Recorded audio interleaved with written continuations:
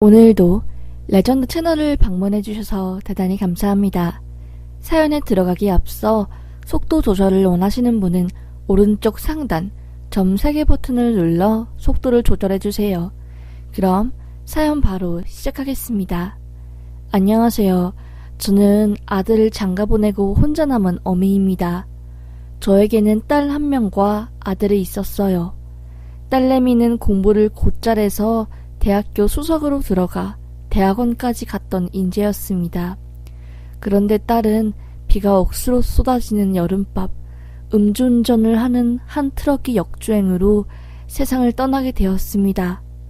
그때부터 저는 우울증과 심한 불면증에 시달렸어요. 아들은 엄마가 어떤 마음인지도 모른 채 그저 아무런 감정이 동요 없이 누나가 죽었다는 사실만 인지한 채 냉정하게 살았습니다. 남편과는 사별했기에 자식 잃은 슬픔을 그 누구도 알아주지 못했지요. 그렇게 가슴앓이를 하고 어느 정도 회복된 뒤 저는 하나 남은 아들을 잘 키워야겠다고 생각했어요. 그런데 아들놈 왜 그렇게 사람 속을 썩이는지 정말 미칠 노릇이었습니다. 나이는 먹어가는데 부모 그늘 밑에서 매일 놀고 술 마시고 유흥을 즐겼어요. 안 되겠다 너 이렇게 살 거면 집 나가라고 하며 호통을 쳤습니다. 아들 녀석 단단히 삐졌는지 정말로 그날 이후 집에 들어오지 않았어요. 한 번도 화내거나 나무란 적이 없었기에 아들놈은 큰 충격을 받았나 봐요. 그런데 더 이상 저도 오냐오냐 키울 수 없었습니다. 애비 없는 자식으로 키웠다는 죄책감에 자식들에게 쓴소리 한 번 못하고 살았던 나의 교육 방식이 아들을 이 지경으로 만든 듯 했어요. 그래서 꽤나 죄책감도 컸습니다. 하지만 언젠간 아들이 자립해야 했기에 저는 아들의 출가를 막지 않았습니다. 아들 녀석은 공무원 준비를 한다며 공부를 슬슬 시작하는 듯 했어요. 경찰 공무원이라고 해야 하나요? 하여튼 그런 걸 한다며 알바도 하고 나름 열심히 사는 듯 했습니다. 그런데 그때 갑작스럽게 아들이 결혼하고 싶다는 여자가 생겼다며 폭탄 선언을 하는 겁니다. 저는 너무 놀라고 어이가 없어서 그게 무슨 소리냐고 너 공부하는 거 아니냐고 물었지요. 그러자 아들은 공부하다가 눈 맞았는데 나 이 여자 없으면 못 산다고 하며 결혼해야겠다고 하더라고요. 미쳤구나. 이놈의 자식이 정신이 나갔구나 생각했습니다. 번듯한 직업도 없이 부모 등골 뽑아먹으며 살려고 작정을 한 거냐고, 도대체 왜 그렇게 대책 없이 사는 거냐고 엄청나게 화를 냈지요. 아들놈도 자존심이 어마어마하게 센 성격이라 절대 지지 않았습니다. 글쎄 저 몰래 둘이 혼인신고를 했더라고요. 그 사실을 알고 뒷목 잡고 쓰러졌습니다. 아무리 그래도 그렇지 나이 먹을 대로 먹은 놈이 이런 말도 안 되는 행동을 하는 게 도저히 납득이 가지 않았어요. 그리고 아들이 결혼하고 싶다고 데려온 여자는 예전에 술집에서 일했던 경력이 있었고 그 당시에는 백수로 아무것도 하는 일이 없었습니다. 직업도 없는 둘이 만나면 뭘 하겠나요? 아들놈은 제 용돈을 받아가며 결혼 생활을 하겠죠. 대체 내가 어떻게 자식을 키웠길래 이런 괴물이 탄생했나 싶었고 누구에게 말하기도 창피했습니다. 그래서 결국 전 아들에게 정말 돌이킬 수 없는 화를 냈어요. 연을 끊자고, 이건 아니라고, 내가 널 이렇게 키웠냐고, 나는 네 같은 아들 둔 적 없고 이러다가 내가 먼저 죽어버리겠다고 하면서요. 아들은 저의 강력한 말에도 눈 하나 깜빡 없이 알겠다고, 자기는 사랑 찾아갈 거니 엄마도 엄마 사랑 찾아서 가라고 하더라고요. 참 누가 보면 세계의 사랑인 줄 알겠더라고요. 그렇게 전 정말 아들과 그 이후로 3년간 연락을 안 했습니다. 그리고 아들과의 연락이 끊긴 지 몇 년 후에 제가 살고 있는 집에 도둑이 든 일이 생겼습니다. 저는 참고로 마당이 있는 단독주택에 살고 있었습니다. 일반적인 아파트보다는 도둑이 쉽게 들 수 있는 상황이었고요. 그런데 이상한 게 도둑이 어떻게 한 건지 집안에 제가 꽁꽁 숨겨놓은 금반지랑 귀금속이 들어있는 장소에 있는 한만 쏙 들고 갔더라고요. 정말 깊숙한 곳에 숨겨놓은 것이라 가족이 아니면 아무도 모를 텐데 이상했지요.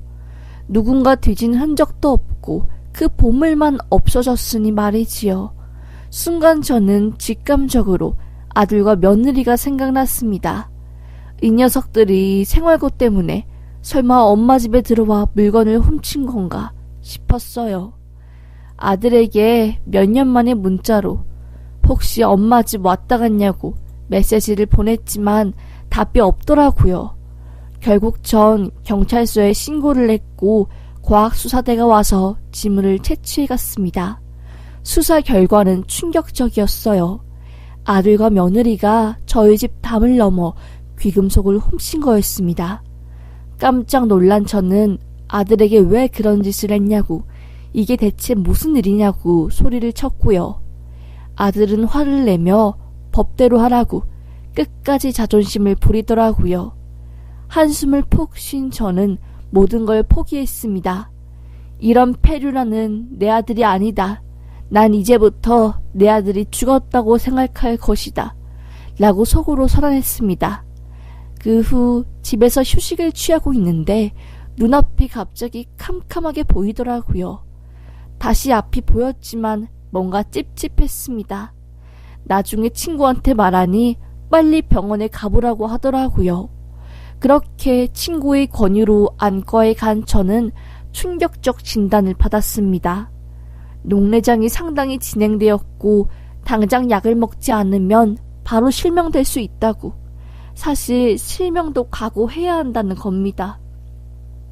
아무런 증상이 없었고 고통도 없었기에 저는 너무 황당했고 심장이 무너지는 줄 알았어요. 청천벽력 같은 이야기에 전 주저앉아 울었습니다. 제발 실명만은 막아달라고 기도하고 또 기도했지만 전 급격한 시력 악화로 인해 시각장애 판단을 받았습니다. 선명히 보였던 사물은 누군가 눈에 물을 끼얹은 듯 뿌옇게 보였고 교정 시력도 0.02가 안 되는 아주 극도로 낮은 시력을 가지게 되었어요. 완전히 시력을 잃은 것은 아니었지만 좋았던 시력이 갑자기 떨어지니 저는 크게 힘들었습니다. 결국 아들에게 이 사실을 말했어요. 이제 엄마 장님 되니까 지난날이 과오는 다 잊을 테니 얼굴 한번 보자고요. 그러자 아들 곧바로 전화가 오더라고요. 무슨 일이냐고, 장님이라니 뭐냐고 하면서요.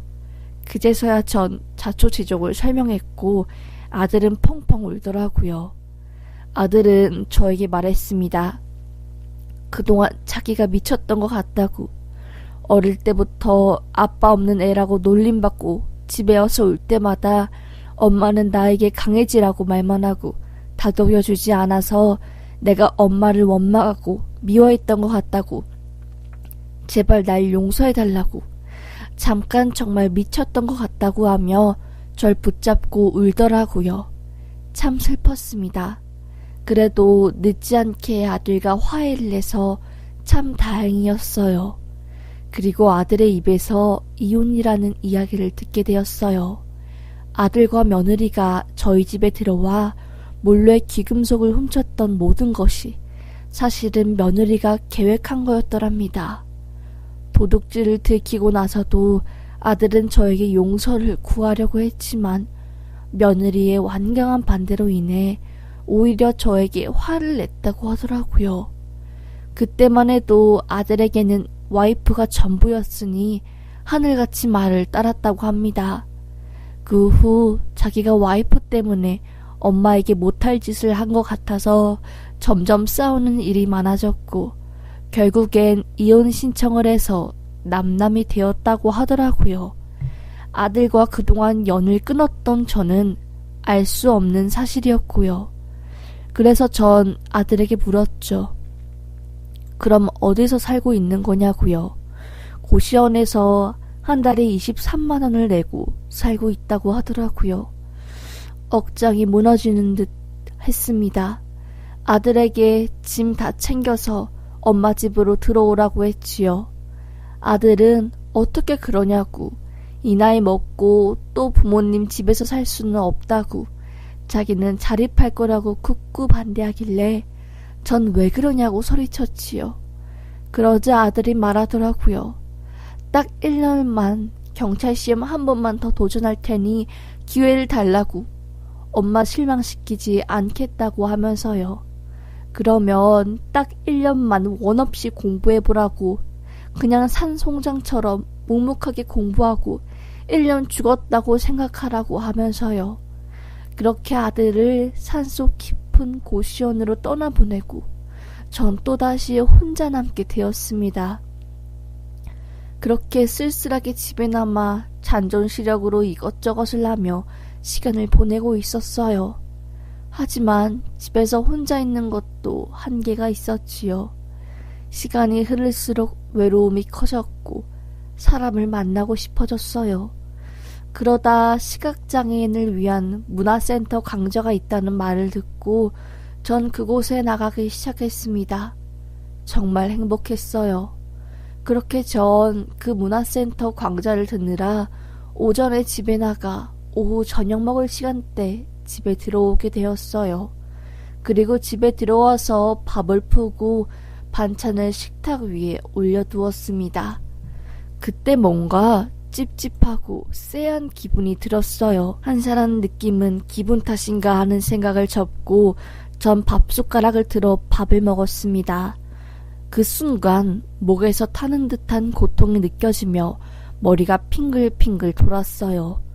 왜 이러지 하는 순간 입에서 피비린내가 나며 토를 하기 시작했고 시뻘건 토에 화들짝 놀란 저는 안간힘을 다해 핸드폰으로 119를 눌렀습니다. 그리고 119가 연결되었을 때 저는 쓰러졌고 눈을 떠보니 입안에 큰 호스를 물고 병원에 입원해 있더라고요. 도대체 어떻게 된 일이냐고 물을 새도 없이 저는 약에 취해 잠에 들고 깨기를 반복했습니다. 잠깐 잠에서 깼을 때 아들 녀석도 소식을 들었는지 걱정 어린 표정으로 절 보고 있더라고요.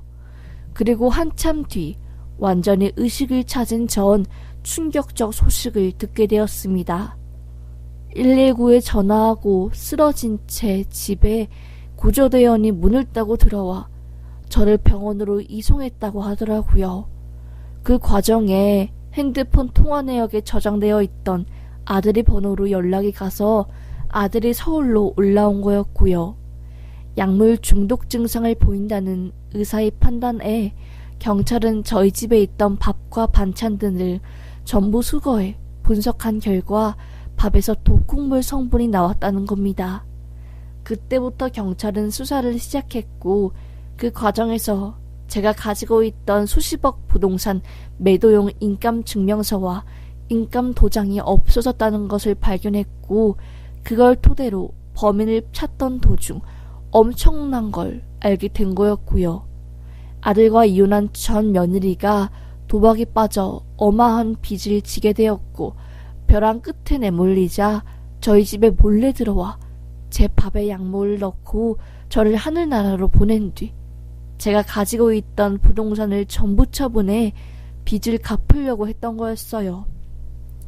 그러니까 며느리는 저희 인감 도장과 증명서를 훔쳐서 제 아파트와 건물을 채권자에게 넘기려다가 덜미가 잡힌 거였습니다. 1년 죽었다 생각하고 산골짜기에서 공부하고 있던 아들은 경찰의 소식을 듣고 제가 사경에 헤맸을 때 전 아내의 행방을 찾기 위해 방방곡곡 돌아다니다가 결국 지인의 신고로 아내의 위치를 알아냈고 경찰을 대동해 수갑을 채워 체포한 거였습니다. 저는 약물로 인해 위와 기도가 전부 상해서 고통에 몸부림치고 어금니가 3개나 부러졌다는데 몰랐어요. 고통이 너무 심해 아예 기억이 끊긴 듯 했습니다. 꽤 오랜 시간 병원에 입원해 있었다는데 마취와 진정제로 인해 저는 드문드문 기억할 뿐이었어요. 그조차도 꿈꾸고 있는 것 같았습니다. 하여튼 정말 충격적인 범인이 정체를 듣고선 전 너무나 무서웠어요. 돈 때문에 사람이 이렇게 망가질 수 있구나 하고요. 분노나 화가 나는 것보다는 그냥 두려웠고 더 이상 살기 싫었습니다. 왜 이 나이에 저런 악마 같은 것들이 표적이 돼야 하나 싶었어요. 아들은 미안하다고, 자기가 다 인생을 잘못 살아서 엄마한테 이런 일이 생긴 것 같다고, 모두 내 탓이니까 자기가 책임지겠다며 울더라고요. 엄마 옆에서 지켜주고 그동안 엄마 속상하게 한 거 참회하며 살겠다고 하면서요.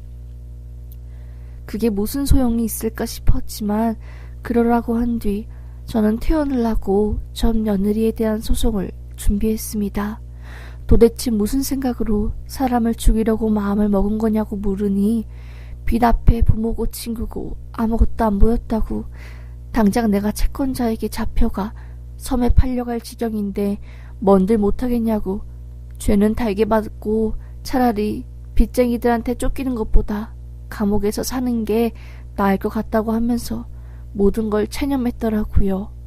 며느리는 변호사 접견도 반대하고 자기는 죽을 죄를 지었으니 감옥에서 평생 살겠다는 태도를 보이고 있더라고요. 그래서 1심 재판 받을 때 정말 큰 징역형이 떨어졌는데도 모든 걸 체념한 듯 고개를 푹 숙이더라고요. 하여튼 그래도 죄를 지었으니 벌 받는 게 마땅하나 옹호하고 싶은 마음은 없지만 어찌됐건 마음이 좀 아팠습니다. 도대체 저런 여자랑 결혼한 내 아들은 어떤 남자일까 하고요. 그 사건으로 충격을 받은 저와 아들은 심리치료를 병행했고 그 과정에서 아들이 마음에 큰 상처가 있다는 것을 알게 되었어요. 상처가 아물지 않으니 누나의 죽음에도 무심했던 거였고 저의 고통에도 큰 죄책감을 느끼지 못한 거였어요. 치료를 하며 상처도 아물고 그로 인해 아들은 정상적인 공감 능력을 되찾아 그간의 자신의 과오를 진심으로 반성했네요. 저도 마찬가지고요.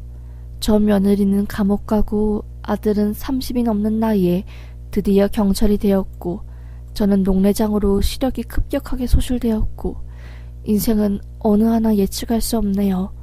돈 많다고 매일 행복한 것도 절대 아니고 자식은 내 뜻대로 되지 않고 참 씁쓸합니다. 이게 우리네 인생이겠죠. 체념하고 묵묵하게 받아들이며 살렵니다. 사연 읽어주셔서 감사합니다.